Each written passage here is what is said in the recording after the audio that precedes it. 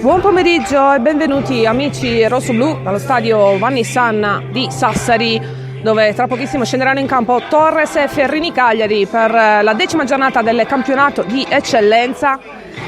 Io vi leggo immediatamente le formazioni. La Ferrini sarà in campo con Canalis, Argiolas, Garau, Balistreri, Piselli, Mancusi, Sigismondo, Bonu, Sanna, Migoni e Argiolas.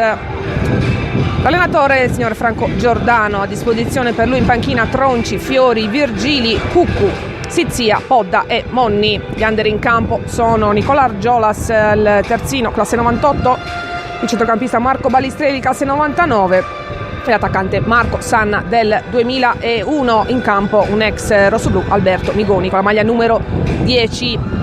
Per la Torres in campo Pinna, Casu, Spano, Piga, Minutolo, Caterisano, Sarrizzu, Scioni, Ibba, Cocco e Diouf. A disposizione di mister Giuseppe Tortora ci sono Secchi, Patta, Virdis, Borrielli, Pitta, Mannoni e Fideli. Gli under in campo nella Torres: Edoardo Casu 98, Vittorio Spano 97, due esterni di difesa della Torres, e poi classe 99, il numero 11, Buba Diouf.